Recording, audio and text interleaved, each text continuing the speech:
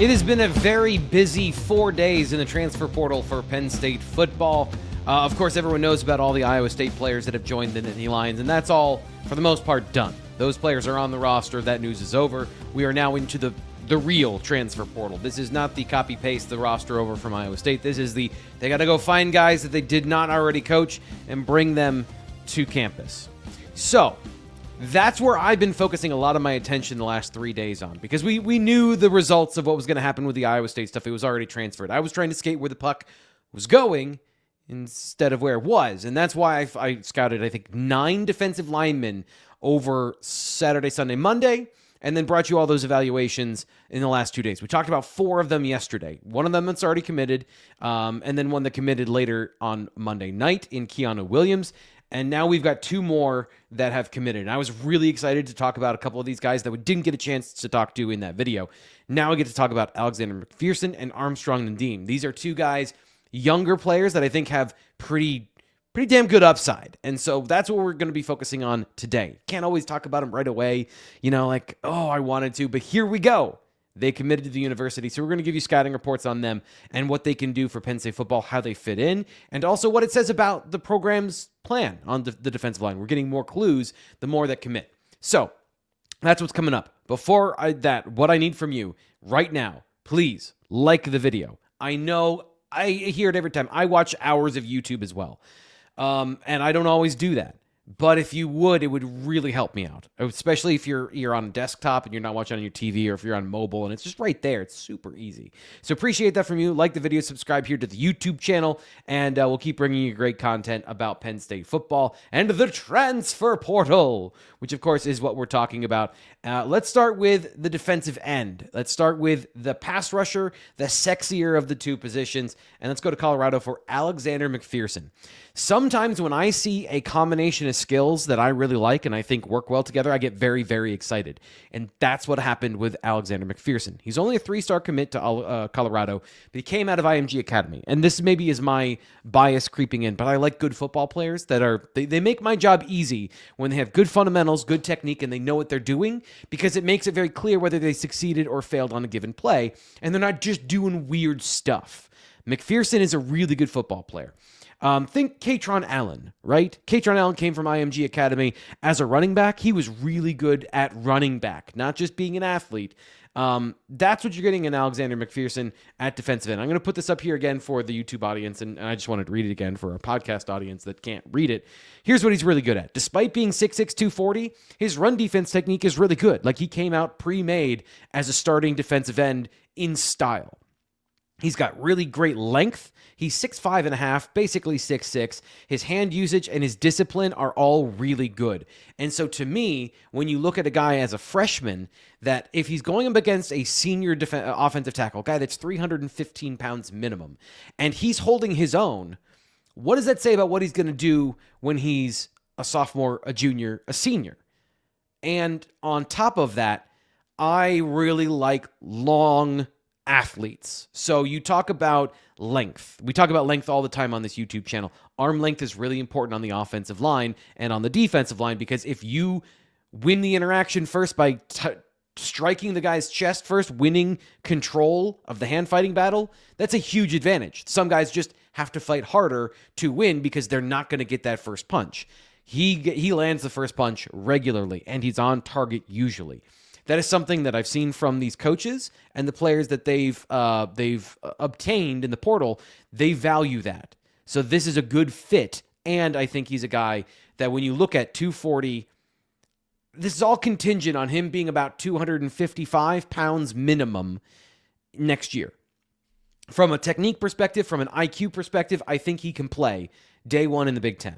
It's going to be about how big does he get, how strong does he get this offseason? Because if you take those things that he does and you add way more weight on the squat rack and way more weight on the power clean, and that violence in his hands that he does so well right now translates to more pop at the point of attack, I think you got a difference-making defensive lineman.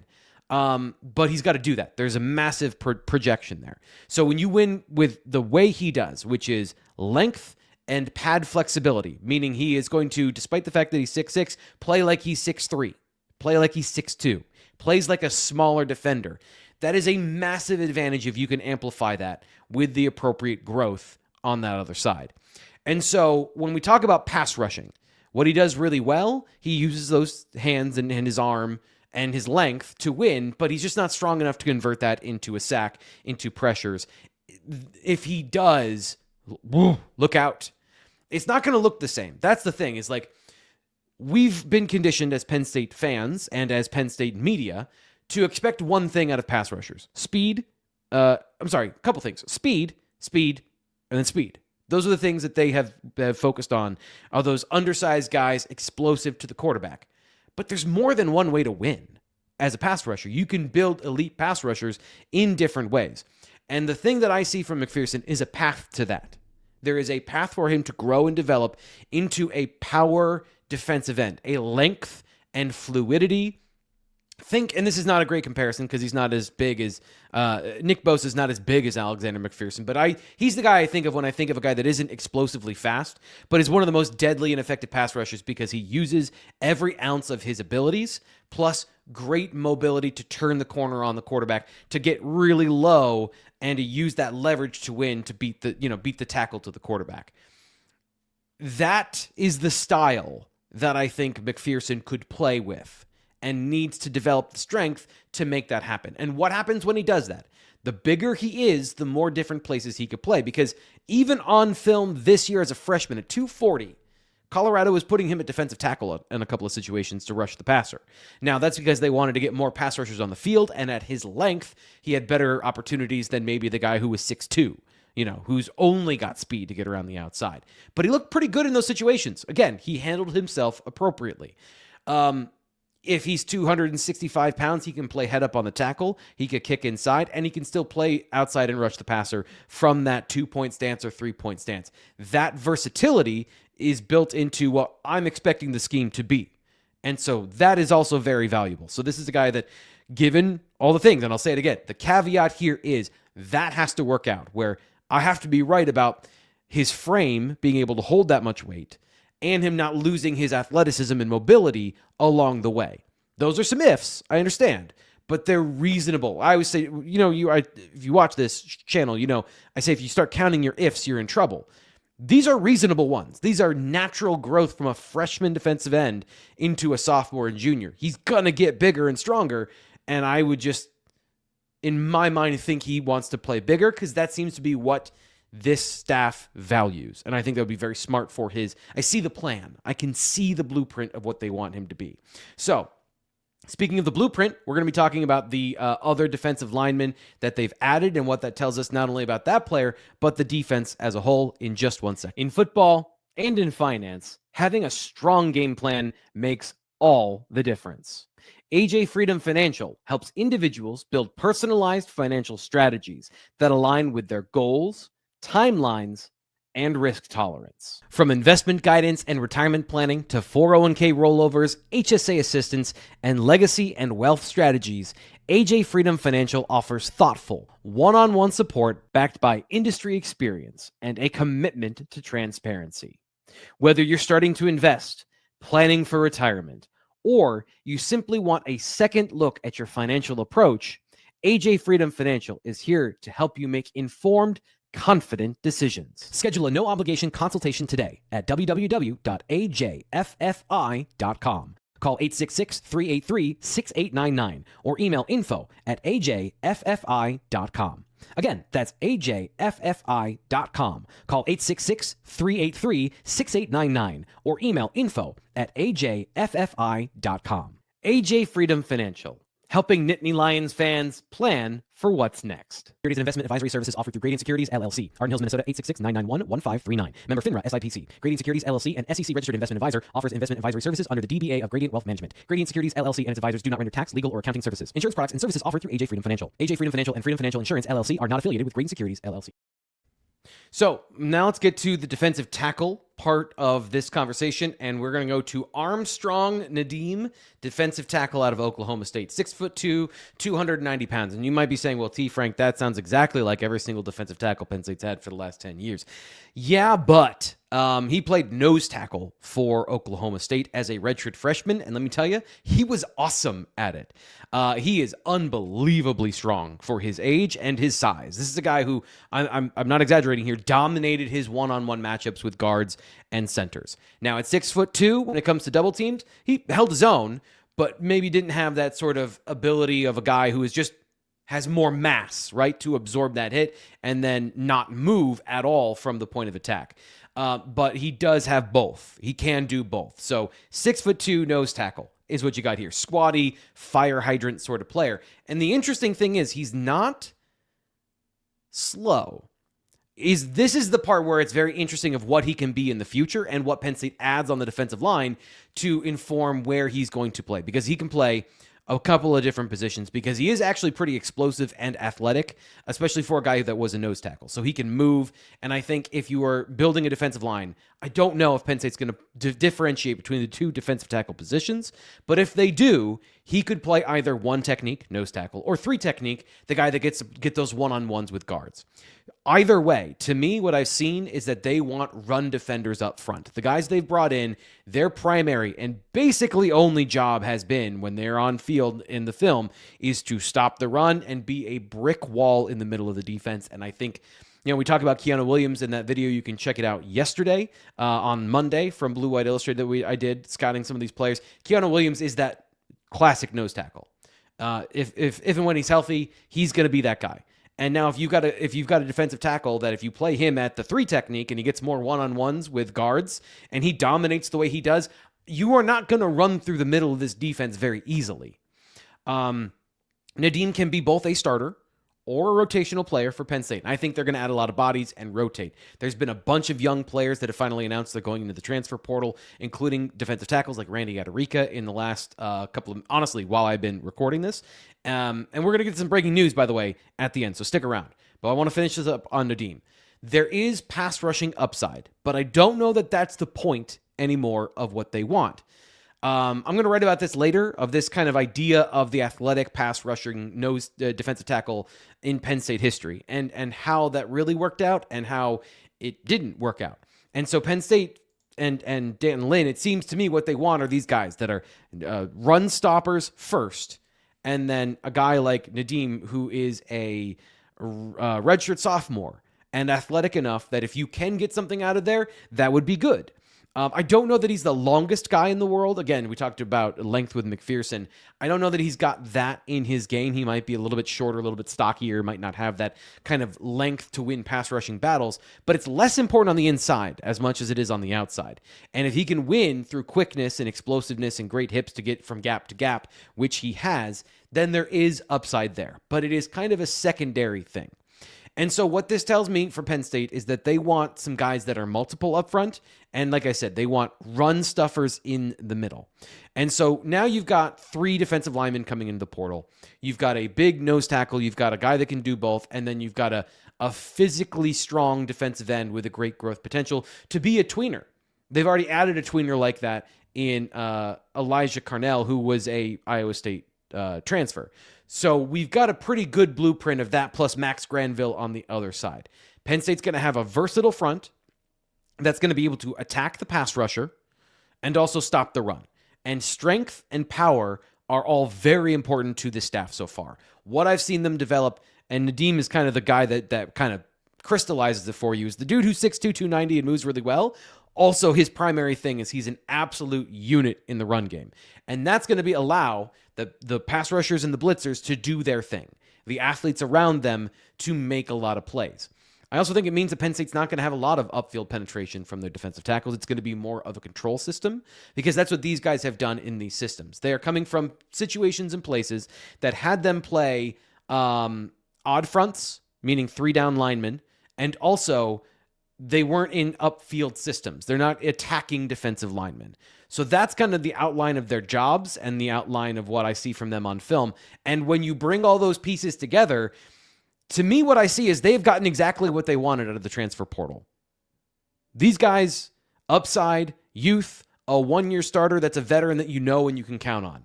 They have gone 3 for 3 on guys that came to campus and that I would have expected them to sign.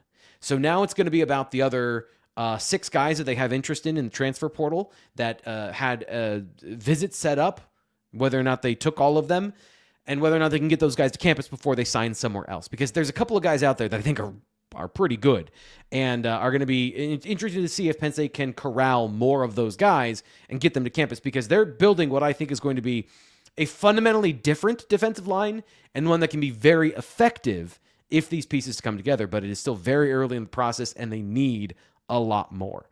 Speaking of things they need, this is not something I expected us to have to do, but here at the end of our video that's supposed to be just about these 2 players, we actually have some breaking news.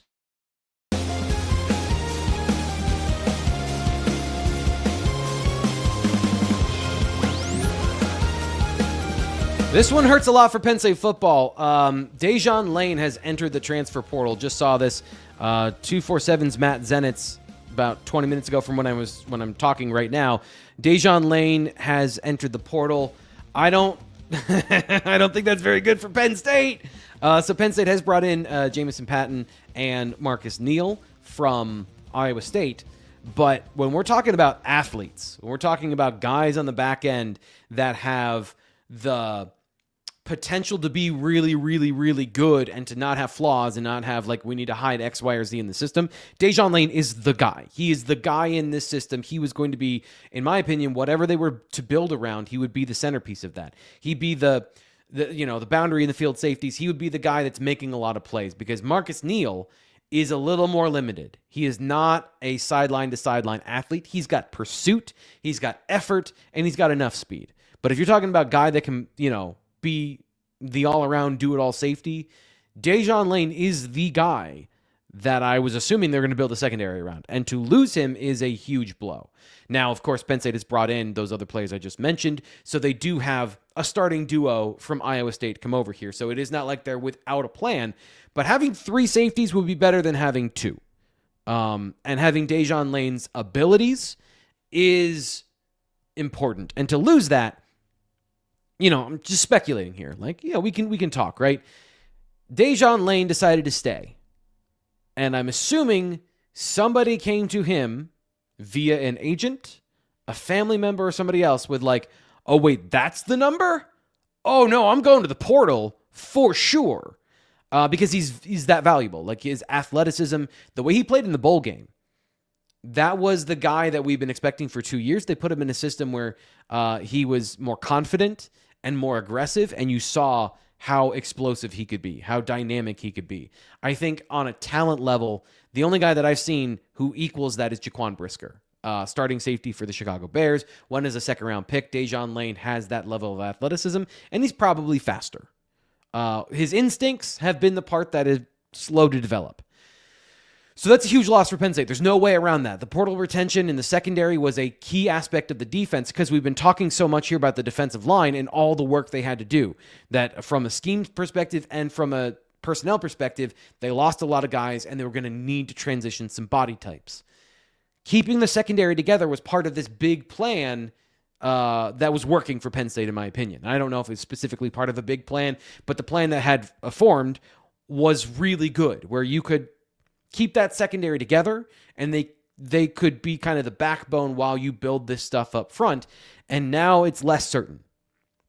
Now you have less dynamic ability at safety, and maybe you don't need that in this defense with Dejuan Lane. But you always want to have good athletes, athleticism. You always want to have the best athletes you can find on the football field, and a guy that can defend the run and pass equally well is now in the transfer portal and not with Penn State football. So we'll get you the why behind that. We'll be talking about that on the Blue White Illustrated live show tomorrow.